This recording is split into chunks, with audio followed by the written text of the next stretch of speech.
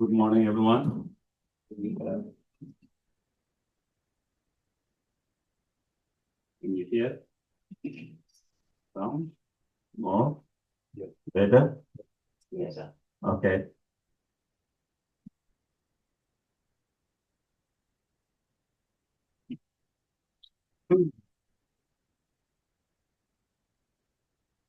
So welcome, everyone. Again, thank you for joining today, this morning. And I'm glad and happy to be back again. And again, many of you that I have met and know, and few others maybe I have not met before.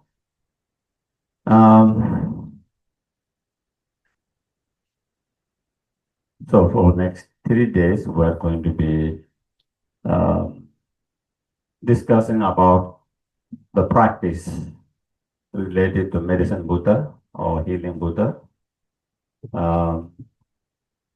as well as doing some practice together.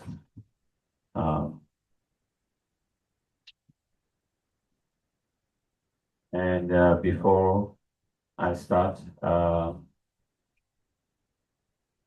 talking and discussing, I would like to start with a short motivation.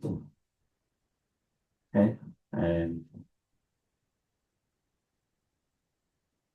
as I mentioned yesterday, having the right intention, motivations is a very important. It plays a very important role in what we do. You know, whatever we do, whether it becomes virtues, not virtues, within the virtues, whether it becomes a small virtues or bigger virtues, it depends on our state of mind, our intention, motivation. The bigger our intention, motivation,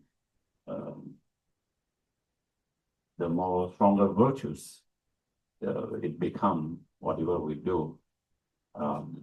So, okay, so, and before we develop we try to generate a motivation. Normally, traditionally, and I think so. Everyone here? Sorry? Later. Later, after lunch, but there's a seat over there. Oh, He's got long legs. He's better to stay on that high. I think. It's nice to quiet your mind first. You know, when your mind is not quiet, even you try to generate good intention, sometimes your mind too distracted and cannot really develop good intentions. To be occupied with something that has important you or something that is,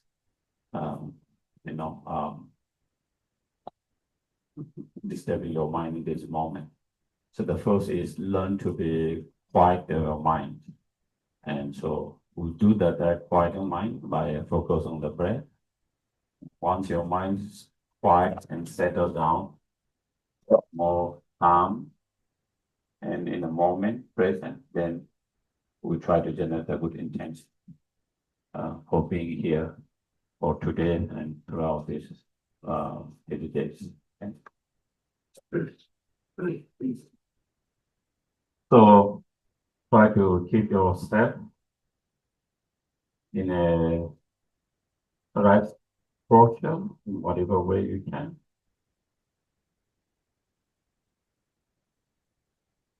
And it's always helpful to keep your back straight.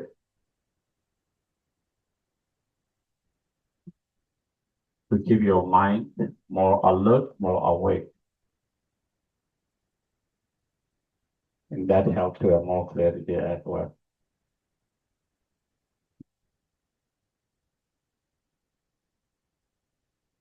While you try to keep it straight, at the same time,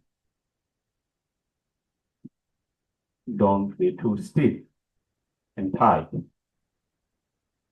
Just try to relax as much as we can.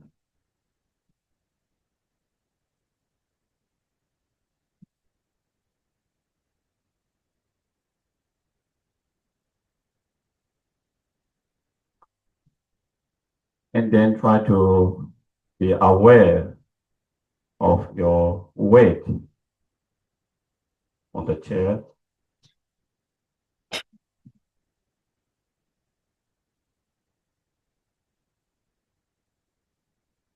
And as you breathe in and out naturally, normally,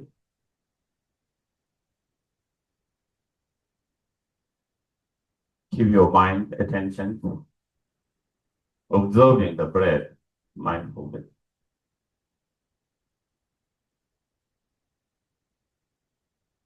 So try to keep your mind focused on the breath.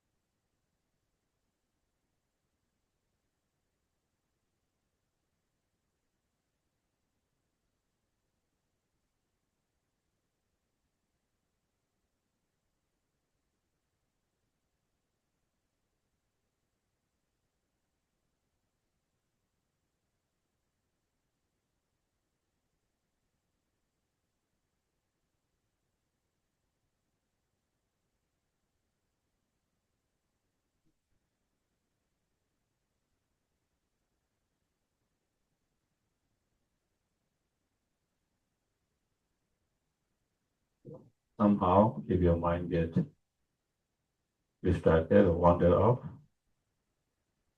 be aware, recognize that, and you can bring back your mind or focus to the breath.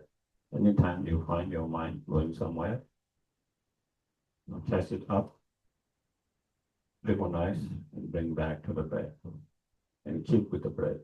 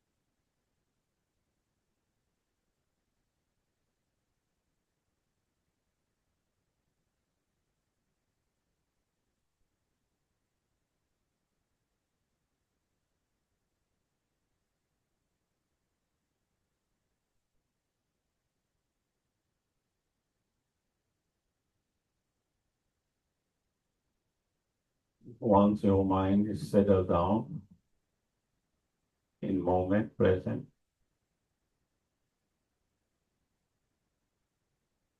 then we can try to reflect, contemplate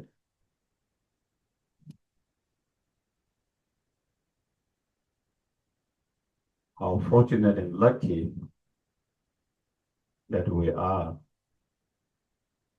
to have this precious human life.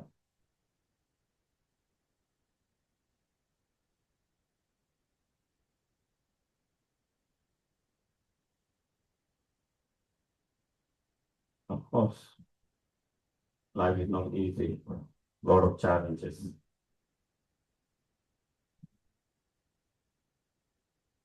Difficulties. At the same time, it's full of potential.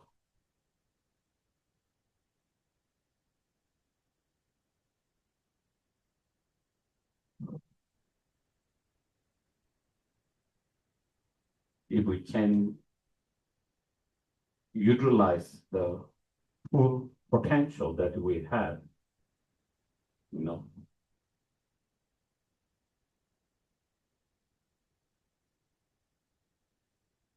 not only we can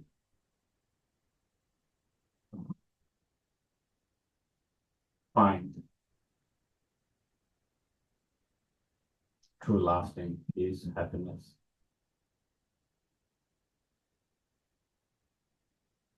for ourselves,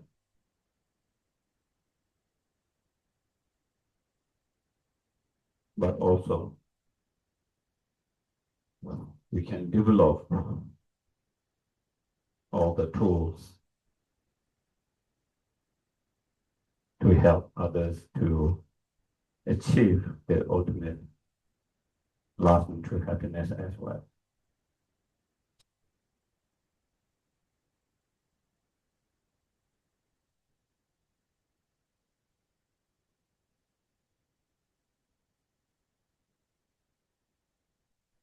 So therefore, we are so fortunate that we have this life with incredible potential.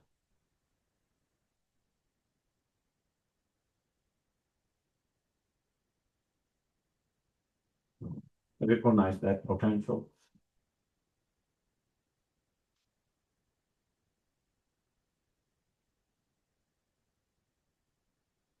and cultivate sense of gratitude, grateful appreciations to have this human, precious human life.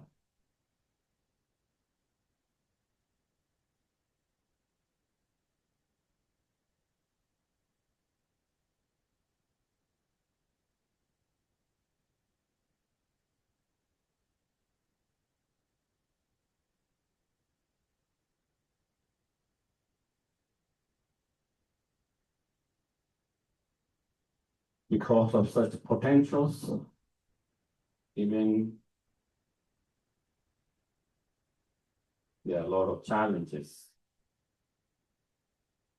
but we can still be able to develop true inner lasting peace, happiness, for sure.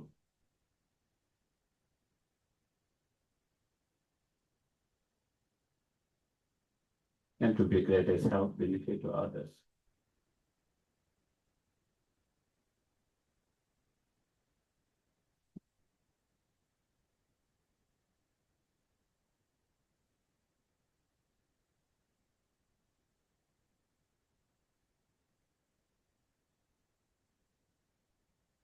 Not only this life has incredible potentials, if we can tap on the potentials correctly and fully,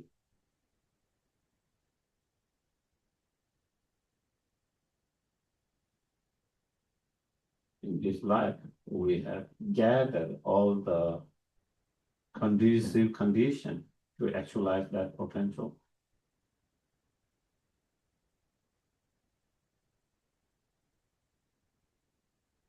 And free from the major obstacles to actualize that full potential. So fortunate, so lucky. Not every living beings, not even all the human beings has such conditions.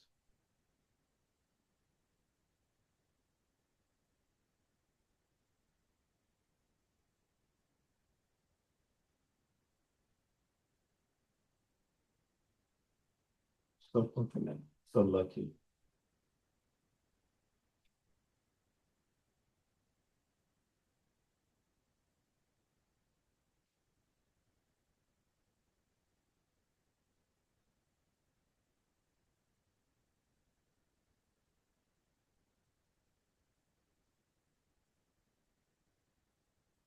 And in order to actualize that full potentials so that we can achieve ultimate happiness,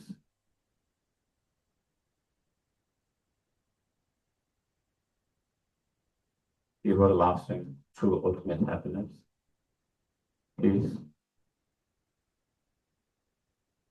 but also in order to help others to achieve that ultimate peace, happiness,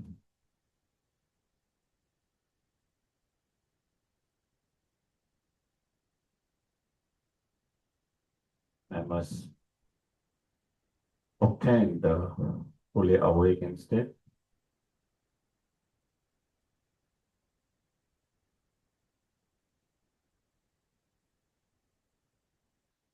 And in order to attain that fully awakened state, I must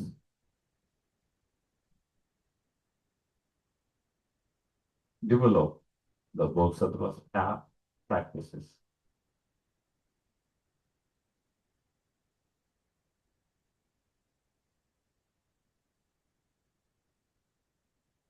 In order to generate those paths within our mind stream,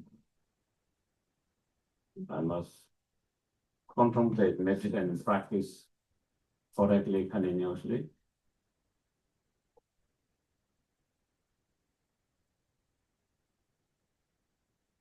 And for that, we have to be reminded of the importance of those practices all the time.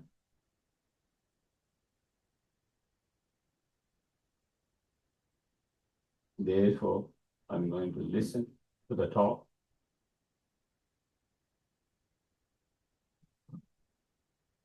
engage in discussions, reflecting, contemplating on what we have discussed,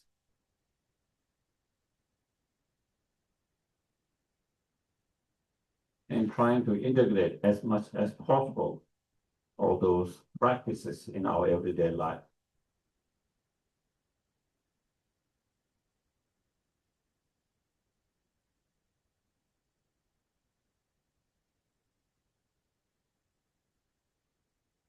And in order to be able to practice well, we need to have good health,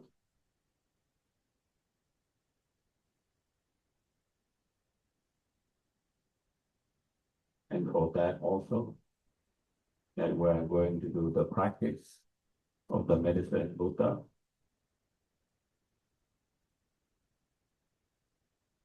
So we can have good health, better health, that support our practice.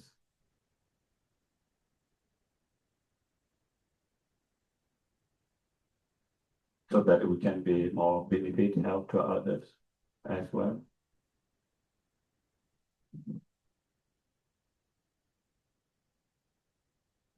And also that I'm going to do this practice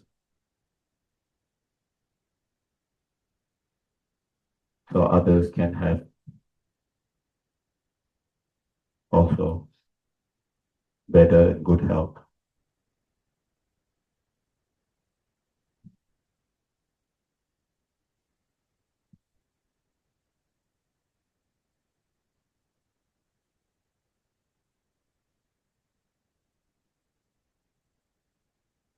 Okay, so if we go to the diffusion Bodhicitta, which page number is that? continue to complete this after the Geshe. Geshe.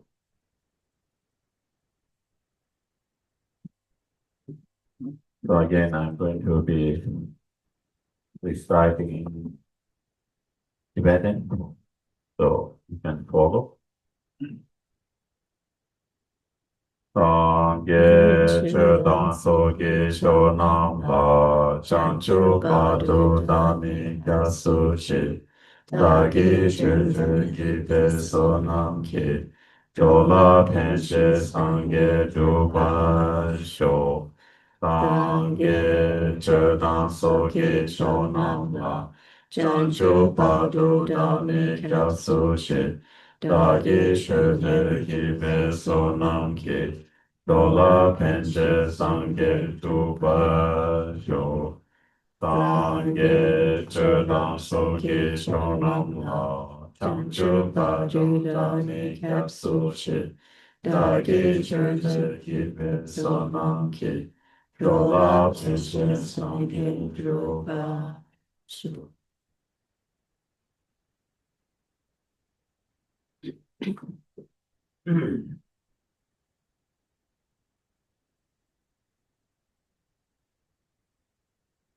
So, as I mentioned before, during this time, we will be doing some medicine Buddha practice. And also we'll discuss a little bit about the practice itself, how we can do the practice.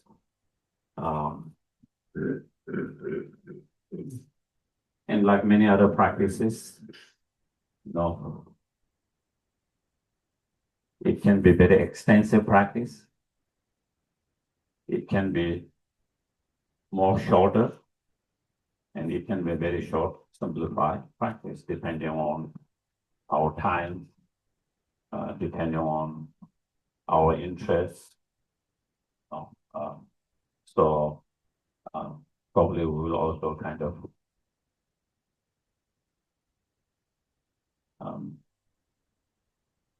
go through that and maybe do a couple of practice more simplified and maybe a little bit more extensive.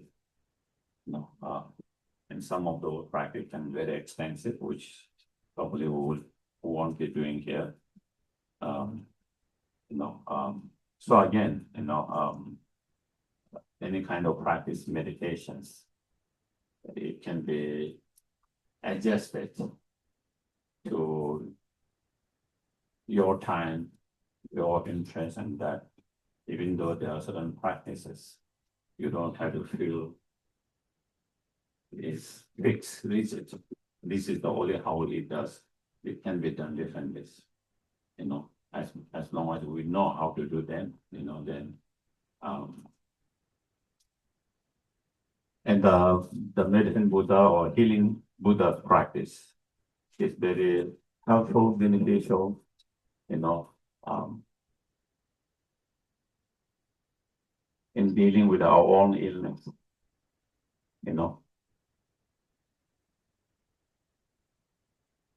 whether it's a physical illness, whether it's emotional challenges, whether it's a mental challenges, when you are dealing with that, then by relying on the healing medicine Buddha and by doing the practice, it can be very helpful, beneficial to heal from that. To heal from the illness, to cure from the illness, and so that we can have better health.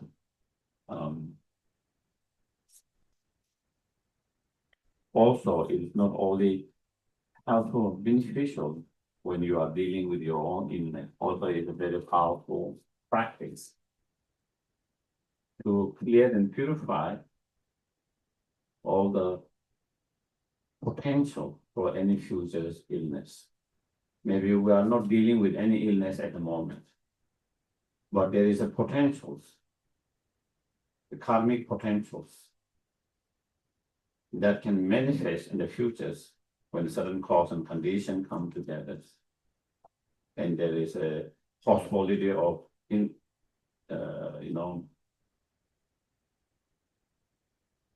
possibility of going through that illness.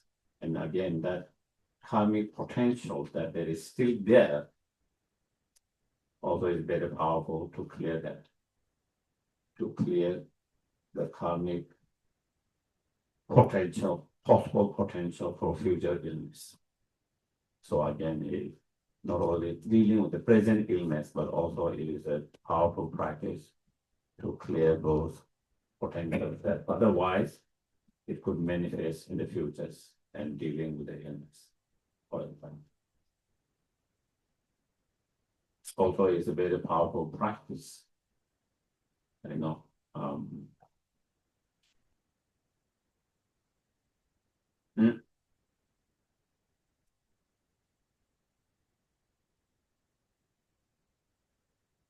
To purify, the negative karma that otherwise that could lead to some unfortunate rebirth step in the future. So, and so that by clearing that, then again, we will have a better conditions, better fortunate rebirth in the futures, and better, not only better rebirth, but within that rebirth, more healthy conditions. Even if we look in this life, if you observe people around you, there are some people who try to do everything right to be healthy, but struggle with health. And there are some people who doesn't seem to take care of themselves, but somehow they manage to keep healthy. They don't have to go to hospital, see doctors much or very little. And I've observed so many people, as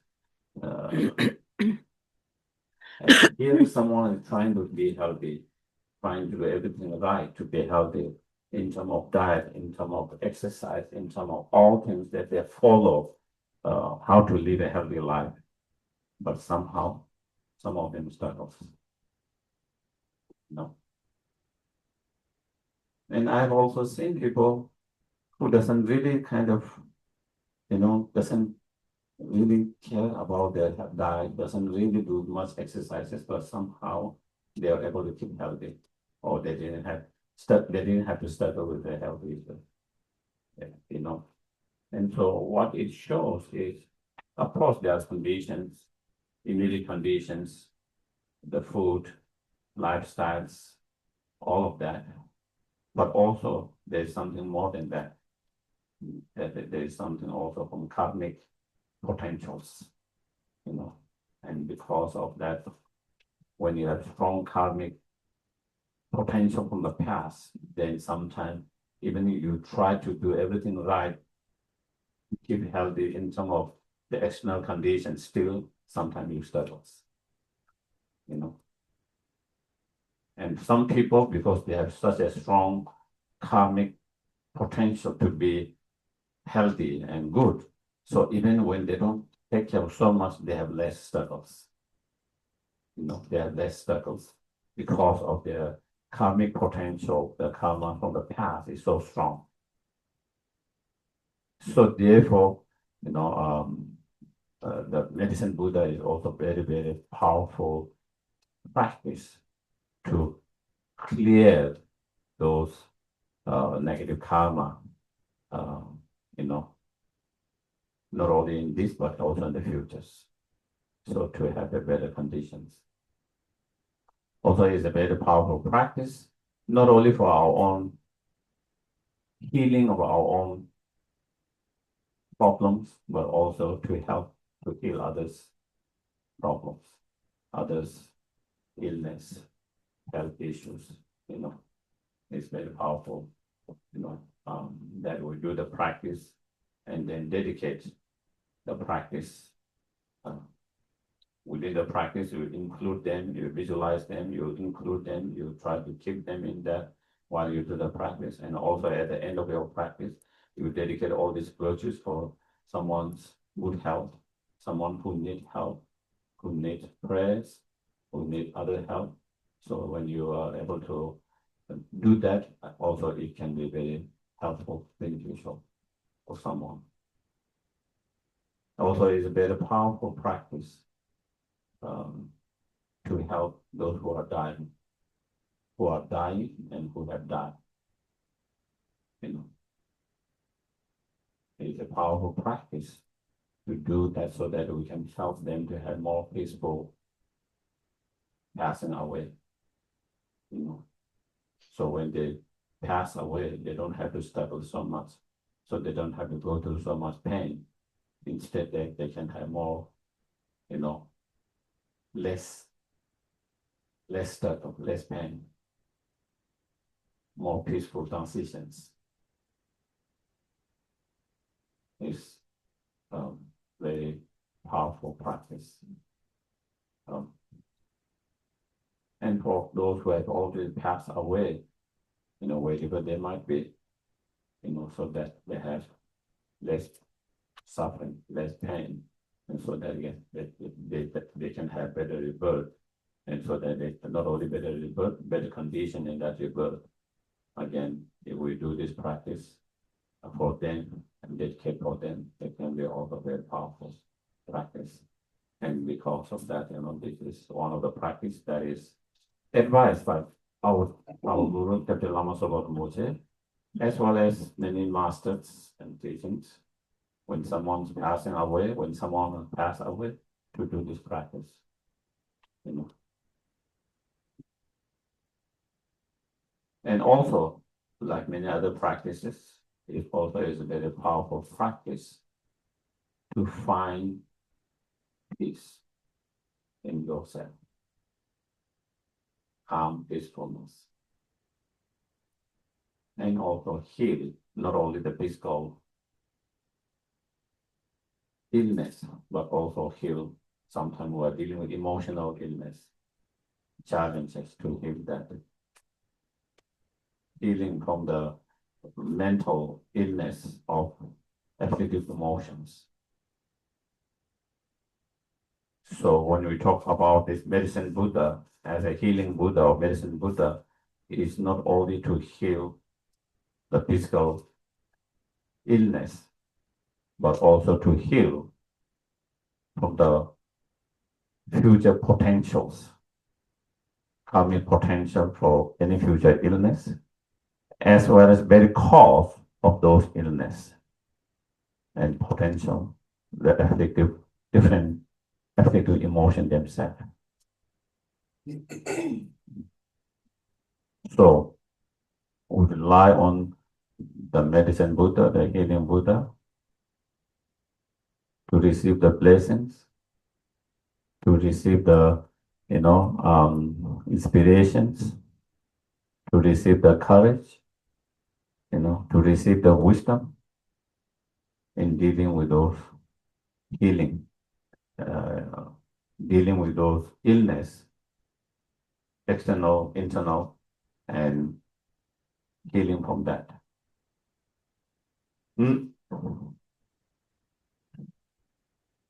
Also, is a very powerful practice, like any other deities, to connect with that particular deities.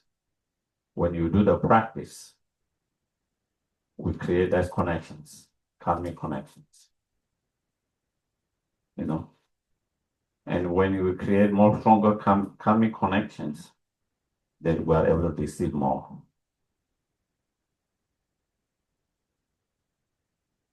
Sometimes you feel, you know, you do the same thing, but some people are able to receive more and some people less. Why is that? You know? And sometimes it is based on whether you have the stronger karmic connection you have, the stronger, the more you are able to receive. The less karmic connection you have, even from other side, they give same way, but you are able to receive less. not because whether it's the Buddha or whether it's another person's, that they are giving you less, but because we are able to receive less because of that, not having a strong karmic connection, the stronger karmic connection, you are able to receive more. So again, doing the practice is also a way of creating these connections, karmic connections.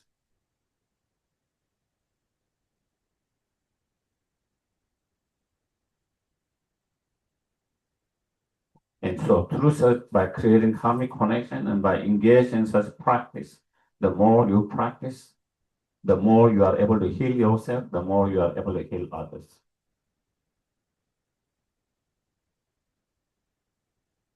I've seen, practitioners, and we have heard, and I've also seen, who are able to heal certain people's sometimes physical issues, sometimes emotional, mental issues by their practice, such as, they engage in the medicine Buddha practice, recite a mantra, they blow to them, someone who is dealing with some rashes, something they have used different medicine, different nothing seem to help them. And then they go to one practitioner, one teachers, lamas, and who have strong practice such as that, who have done those practice and who have achieved certain healing power through such practice. And through with the dedication that, then they recite mantra and they blow on them. And sometimes they will heal, So they are able to do that because they have, achieved certain level of healing power through such practices. Sometimes certain teachers or certain masters, they recite those prayers, mantras, such as the medicine Buddha healing, and then they blow into the water. And sometimes when those waters are anointed, where they have some skin illness and something or some others, sometimes certain people are being healed of that. And it's not some kind of stories that you heard that long time ago, but it's something that we have experienced even in our times that we have seen. But also at the same time, it's not always when that teachers or lamas or practitioners blow, it doesn't mean they are able to heal everyone's problem in that way. Okay. Same with the blessed water through such. And why is that? I think there are many causal conditions. Sometimes the karmic connections, sometimes is how strong the karma that person has in terms of whether their karma is lacking from heal or not heal, or their karma is too strong in that, and that condition there, it depends on how their openness, if you don't have open your heart, if you don't believe in that, and if you don't have open heart, then again, it's more harder. But when your mind is, when you have confidence in that practice, and your mind is more open, sometimes again you receive more, as I mentioned before. So there are many conditions why I think, but for sure, certain practitioners, master teachers have been able to help certain people with certain illness through such practice.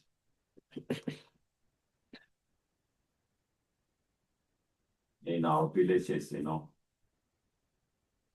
where there's no hospitals, maybe now there are some small clinics, but like 40 years, there was no hospitals, no doctors, And but sometimes when they are dealing with that, sometimes their last resort is go to those masters, those teachers. That's all. In some places, they might have some Tibetan doctors with some, herbal Tibetan medicines. But some places they don't even have those. access. And they go to the practitioners, master teachers, and through their practice, they try, and in some cases they have been able to hit by that. They have been able to hit. As I mentioned, it doesn't mean they are able to heal everyone with every problem. And again, as I mentioned, I think there are many cause and conditions all have to come together. And that is one. So anyway, but through such practice, one can gain some ability or power to heal oneself and heal others, and to be helpful and benefit to others in that way. Also, when we do any practice in relation to particular Buddha or deity, here medicine Buddha, they also symbolize the inner quality we have,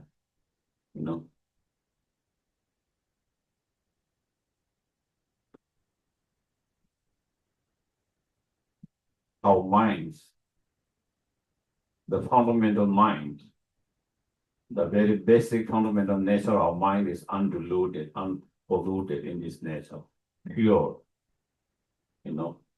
knowing, clear, luminous. With that, it has the ability to heal. And that is what the medicine Buddha represents.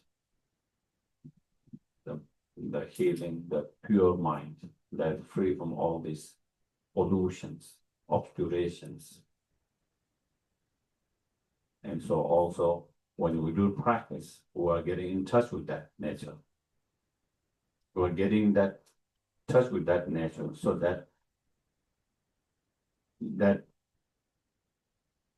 pure mind started to, blossom and grow to its full, and then become ourselves medicine Buddha, and become ourselves the healing Buddha. It represents, symbolize what we can achieve, what we can become as well.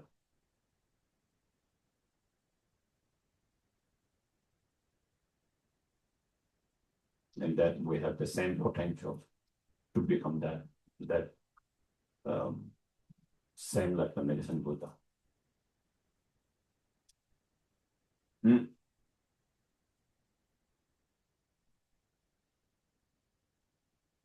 So that is and medicine Buddha is quite well known, popular in all the Mahayana traditions, not only in Tibetan Buddhism, but also in all other Mahayana traditions. In Chinese Mahayana traditions, Japanese, Koreans, all you see them, and also,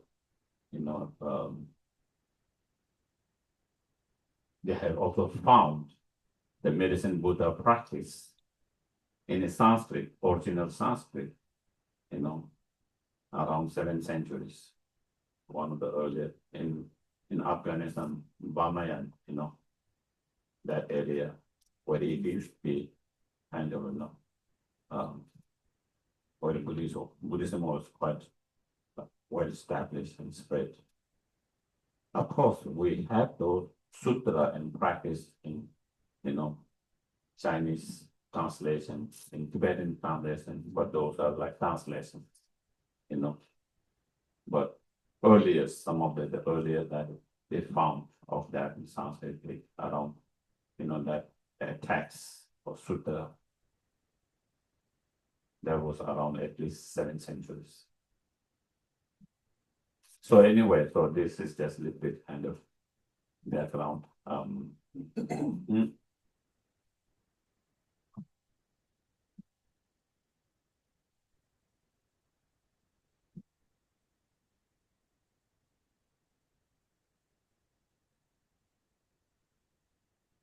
In order to heal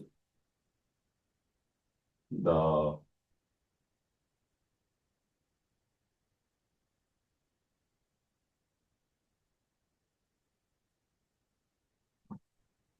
the physical illness completely, completely, that it does not manifest anymore in the futures, then we have to heal the potential, any potential of the such illness, the, the negative karma that give rise to the illness in relation with other conditions. In order to heal such negative karma or potential completely, then you have to heal the afflictive emotions, such as anger, attachment,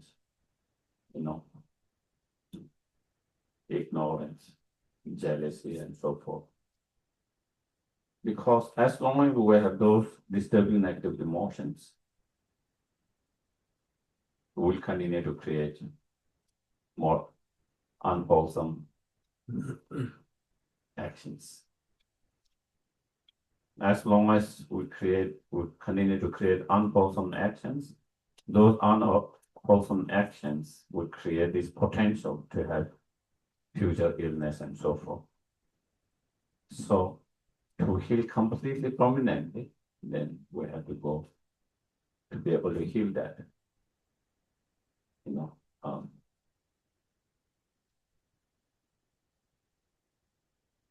To heal permanently. So that is the important understanding. According to Tibetan medicine, I believe Tibetan medicine is developed in, they have their own medicine system earlier, but also later they adapted from the Chinese medicine as well as the Indian medicines, and of course, with the time, then it developed more and more, and so according to Tibetan medicines, all the illness is based on three things, rooted in three things: wind, bell, and flames, and all which are rooted in three afflictive emotions: the anger, attachment, ignorance. So according to Tibetan medicine, all these imbalance in your elements in your bodies, imbalance, because a lot of illness is imbalance of those elements in our bodies. Normally when they are in balance, we feel healthy, good. But when we get unbalanced, one element become too strong and other element become too weak and become out of balance, then that is when we experience illness. So those imbalance and of those elements and those three roots are very much rooted in those afflictive emotions, three root afflictive emotions. On the basis of that, then that is where it comes. So according to Tibetan medicine, again, it goes back to the state of mind. State of mind effect our physical illness as well.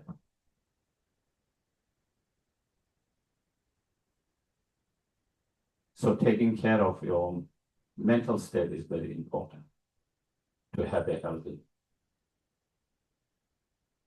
to heal, to cure, as well as to a healthy life.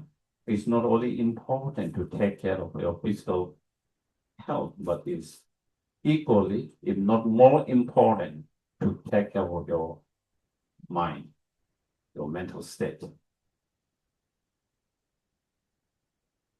If you ignore the mental state, if you don't pay attention to your mental state, if you neglect the mental state, no matter how much you try to focus on external conditions, you might not be able to stop the illness.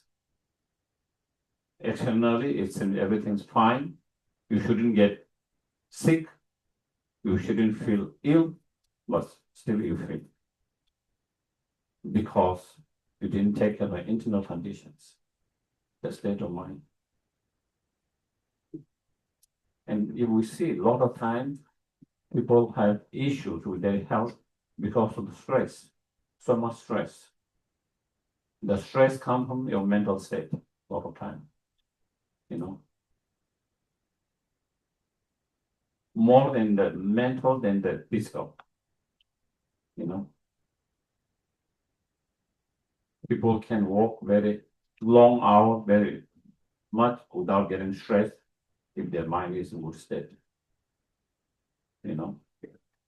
if they can deal with their mind, if they are able to deal with their mind, if they are able to keep their mind calm, peaceful. On the other hand, if we are unable to deal with our mind, if we are unable to keep our mind peaceful, calm, even you work a few hours, it can be stressful. It can be stressful, isn't it? People around you, let's say your boss or your colleagues are not so nice, not so supportive, not so kind, they are harsh, not so supportive. And then you don't have the tools to deal with that. You don't know how to deal with that mentally. And when you are unable to deal with that mentally, then working in such environment, even for 1 hour, can be very stressful. Working even 1 hour in such environment can become very stressful. But someone who has the tools to deal with that, and so able to keep their mind calm, peaceful, not affected by their behavior, actions, or all, then they will not be so affected by that. They will not feel so stressed out as the others who doesn't have the tool to deal with that. So is the mental, so that is where it is, the mental state is so important. Sometimes I think in our modern world, we focus better on the external condition, but we neglect the internal state of the mind. Even with all the technologies, with all the improvement and development in technology and medicine, all of that, still we are dealing with so much illness. Doesn't seem the illness are reduced. Sometimes they feel there's more. Sometimes they feel something like that. And again, we see in modern world, there's so much of emotional mental issues. So much of emotional mental issues. So many people are dealing with that. Because we ignore about the mental state. We don't pay attention to the mental state, the mental well-being. When we take care of your mental state, mental well-being, then also it helps you have cure quickly if you have some issue, and you have less illness and have better health. Not only on the emotional, mental level, but also on physical level. And also there is enough research that proves or that shows when someone has issues with a lot of anger, or strong sense of I, ego or anger, they are more likely to have heart-related illness. And there's a lot of research that shows that how your mental state can affect your physical. When your mind is not calm, peaceful, your mind is too much agitated, disturbed by anger, strong anger, that can affect your, someone to have stroke, for example. going up, blood pressure going up, or sugar level going up, all of that. There's enough medical research that show, and even with experience, I have been told by some friends who have, issue with blood high level of sugar, diabetes, or some with blood pressure. And they can see immediately how it affects their state of mind. One of my younger brother, he has diabetes, for a long time. And few years ago, I got this something to monitoring that, and then, when we're monitoring that, we notice, morning is good when he get up, and then after he eats, and at different time, and so you can monitor what you eat and how it go, or what you do that. The morning is sugar level is okay. One day his level almost 400, morning, very early morning, before the breakfast. And I said, what happened? Normally your level is, normally that is, you have a good blood sugar level at that time. You haven't even had a breakfast, And then he told me, in the middle of night, he got a phone call that there was some fire in one of the shop, in the shop with there. And so he was very worried, and that state of mind, the worry, the fear, just shoot the blood sugar. So clear, more than the external food or anything, it was the mental state, the worry, the fear. Food, it goes up to 200 something, a little bit above. But like with that, when he has that kind of worry and fear, it went up to 400.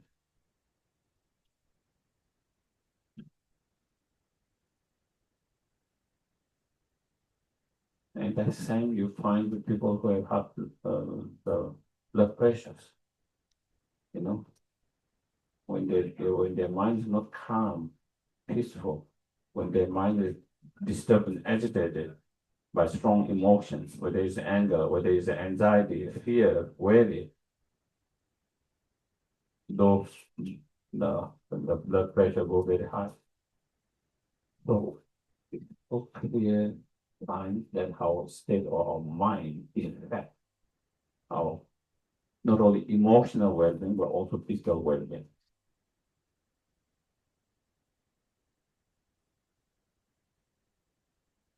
So therefore, we have to be aware of that. How we should not ignore the emotional, mental well-being. Sometimes we ignore, neglect that part. We only focus on the external conditions and well-being. We feel that, to have the right diet, exercises, and whatever those, we pay a lot of attention, we pay a lot of time, we do all this right, but we don't spend time and effort to how to calm our mind, how to calm our mind. How can we reduce and calm our mind from being disturbed and agitated by such as anger, such as strong desire, such as strong, jealousy, and attachments, that ignorance. And because of then, fear, worry, anxiety, all this happens. And that affects us. So healing is not only healing the physical illness, but more important, we need to heal the very root of those physical illness, the mental state. the mental state. So important to go both together. Pay attention to the emotional and mental well-being as well as the external conditions. Those both have to go together. You know, if you go together, it's better approach, more holistic approach. It's a better approach, better result. When you ignore one of them, when you neglect one of them, then you are more likely to have conditions that make us unhealthy, have some illness. And also not only is stopping from the illness, but also when you are, taking whatever cure medicines, if we are dealing with some illness, whatever treatment cure that we might have, dealing with that, how that is going to respond to your cure healing, it depends on very much also state of mind. It has strong impact of your state of mind. When your mind is positive, calm, it has better result. When your mind becomes very negative, disturbed, agitated, same treatments might not have same effect. It doesn't respond so well. It takes more time to cure. It takes more time to heal. It takes, or unable to cure completely. All of that. So again, in order to heal fully and quickly, not only we need to take care of whatever treatment, external medicine treatment there is, but also taking care of our mind, to keep our mind calm, peaceful, positive. That also play a role. I have heard from many, at least a few people, nurse, doctors who are dealing with patients during the COVID time, and how people from one state to another completely go very bad, depending on their state of mind, when they become negative, lose hope, negative, sometimes it just go down very quickly,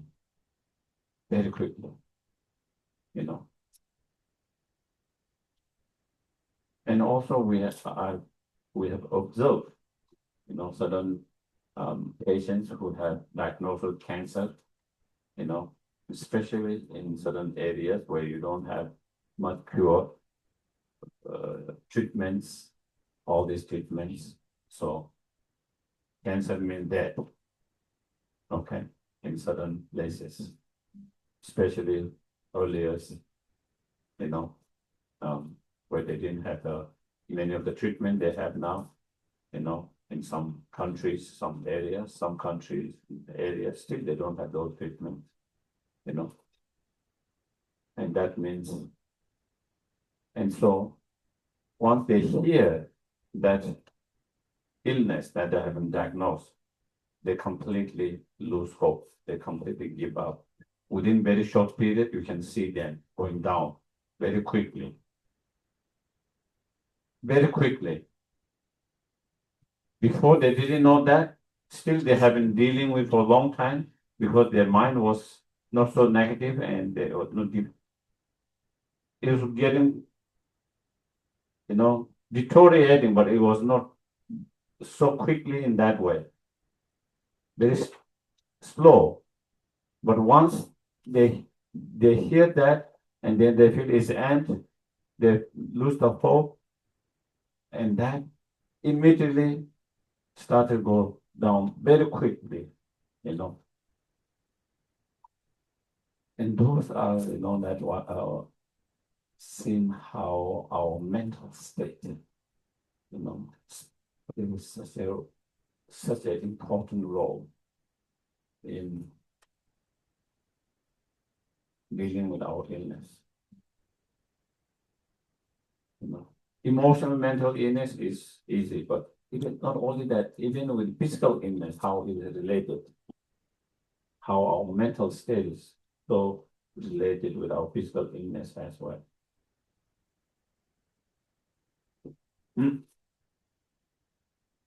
So through such as practice of medicine Buddhas, then also we can learn to how to calm our mind. You know, whatever is bothering you, fear, worry, anxiety, you know, maybe strong rage, anger, you know, maybe strong desire, strong attachment. Sometimes when you have strong desire attachment, you cannot not think of that. You know, your mind keep on turning after that. You cannot concentrate, you know, because your mind keep on running after that. You know, so your mind is not calm, peaceful, you know, basically agitated or jealousy and so forth. By relying this practice, by doing this practice correctly, you know, in a right way, you can learn to calm your mind from whatever those different feelings, emotions that is agitating your mind. And as we will say now, you by focus, when you do the practice, either by focusing on the image of the deity, whether you visualize in front or whether you visualize yourself as the deity, by being able to focus on that, and then by keeping the focus completely on that, you are able to dissolve all other thoughts and feelings. You know, just like you do with the breath. That is one method to keep your mind focused on the breath. And so by keeping your mind on the breath and not thinking anything, your mind started to dissolve, all other thoughts dissolve. And before that was very active. Now started less and less active. You know, quieting down. It's like the muddy water that in the glass that you have shaken. And you stop shaking it, you started to sink down. You stop shaking it, it started to sink down. And then you started to see the clear water. And same when you are able to have a strong practice of such strong visualizations, that can be helpful in doing that. You know.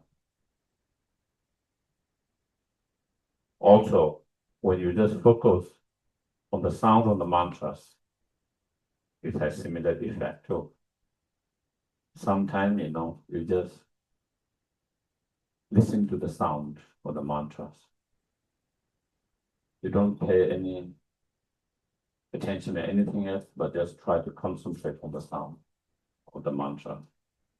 And when you are able to pay concentrations, you know, without distractions, able to concentrate, but the more stronger you are able to concentrate just on the sound, then again, all the other different feelings, thought, whether it's a fear, worry, anger, whatever that seems to be so active before, you know, started to quiet, started to dissolve, you know.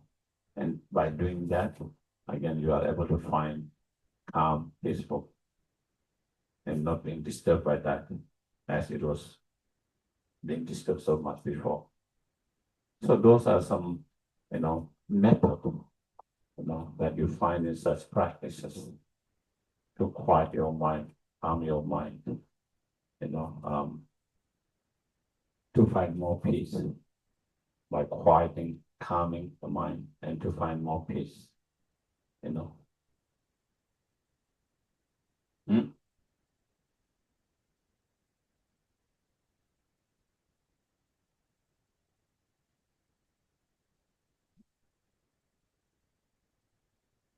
Yeah, so this is a little bit about the practice. And so again, for sure, we will do some practice later too, you know, and and I will go through the practice, a little explanation in relation to practice itself. So when you do the practice at home, whenever, you have little understanding of how to do, why we do it, all of that,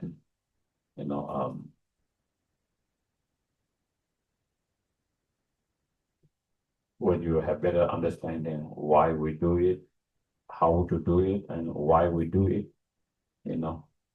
it gives you more inspirations. When you don't understand why we are doing that, then you don't get so inspired, because you just do it, but you don't know why you are doing it,